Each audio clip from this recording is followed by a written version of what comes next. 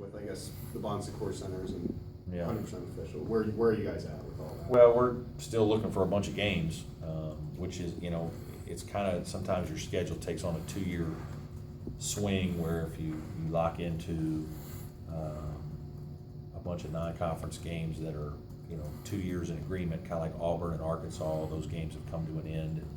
And, we're going to try to find a couple of high major teams to play, and we'll have certain guarantee games that are to fill the home schedule. South Carolina's coming back here. We'll probably end up on the road in the Big Ten Challenge. So I think there's some built-in things. We're going to a tournament, it looks like, in Las Vegas. It's a little bit more difficult. It'll be much more difficult for our team just in terms of planning on driving an hour for games and not being in the same facility that you shoot in almost every day. We're not going to all of a sudden start driving to Greenville every day to practice or anything like that. I don't think we'll practice much at all up there.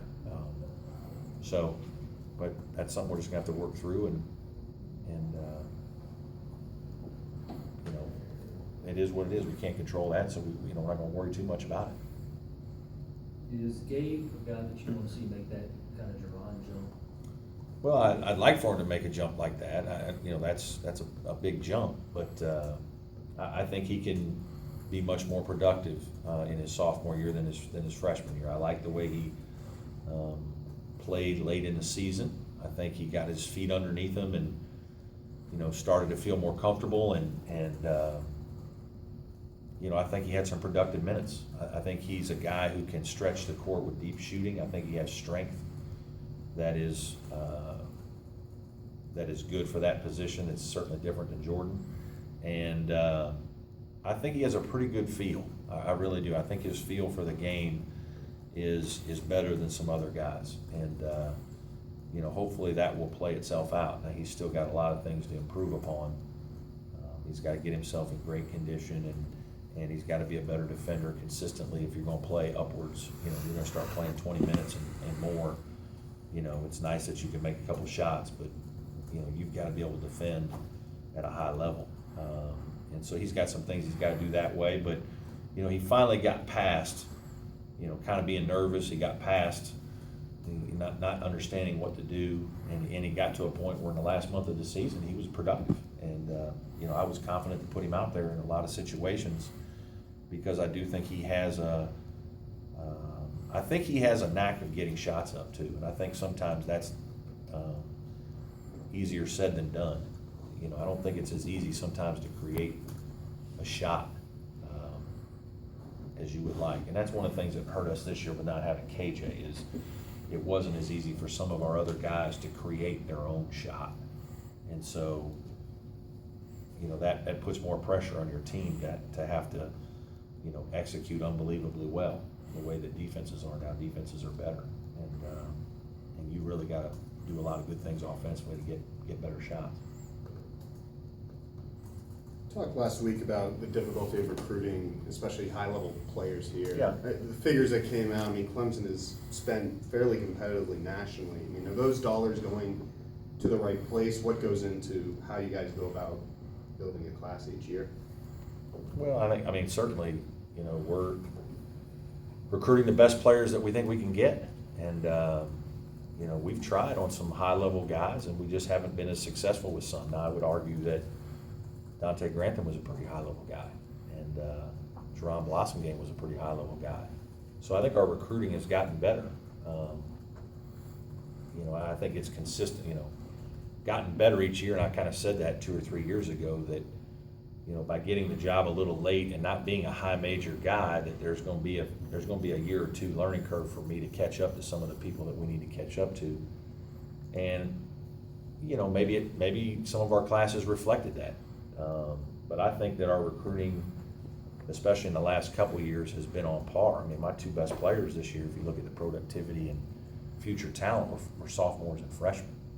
Dante and Jerron are my 2 best players, and so I'm playing with 2 young guys out there as my best guys, most productive guys, and I'll be excited for those guys to grow through the program, much like a KJ McDaniel.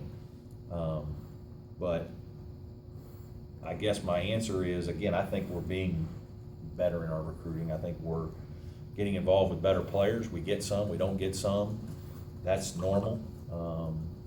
But I think our recruiting over the last two years probably has been even better than we probably sometimes get credit for. What bothers you the most, that last 10 game, 10-game stretch, when you look back at it?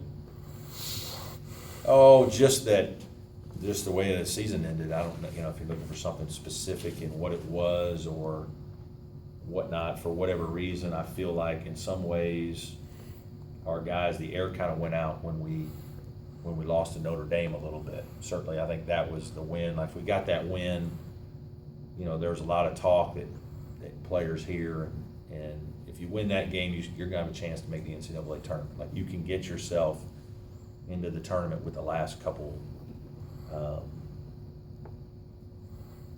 games, if you will. You're there to do it, and it didn't happen, and so that made it a little more difficult. We came back and beat Virginia Tech and played well and made shots, and then stubbed our toe at Georgia Tech, which can happen because Georgia Tech can guard you, and we have a hard time scoring. And then, but I felt like there was a little bit of guys really wanted to make the tournament. We wanted to take the next step. We wanted to do better than we did the year before, and there's some, obviously we started the year poorly. The loss to Winthrop and Gardner-Webb, Gardner-Webb ended up having a decent year, but we started the year poorly, and we rebounded from it pretty well. We really did. Like, the guys, we got ourselves together and beat LSU, and after we beat LSU, I think that gave us a lot of confidence, and we played reasonably well in some other games.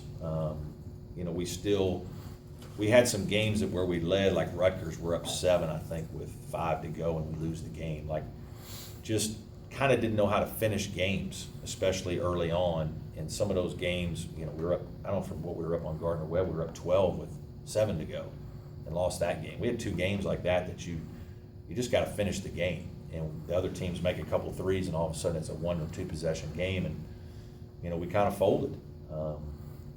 And we kind of rebounded from that, and then played some pretty decent basketball at times and had some great road wins in this league.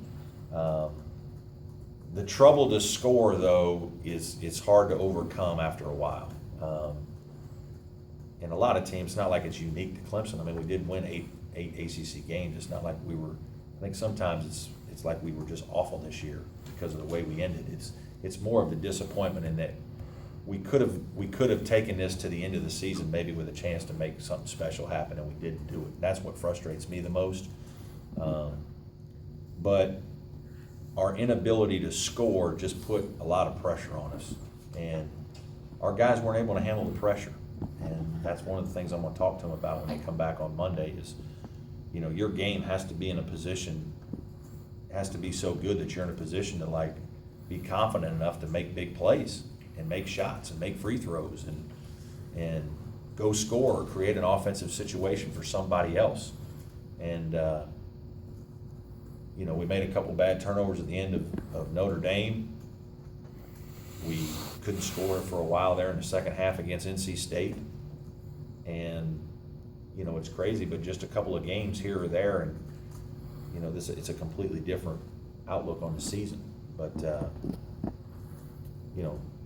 certainly I was frustrated with the end of the year with the way we couldn't play better and couldn't finish off some of those games.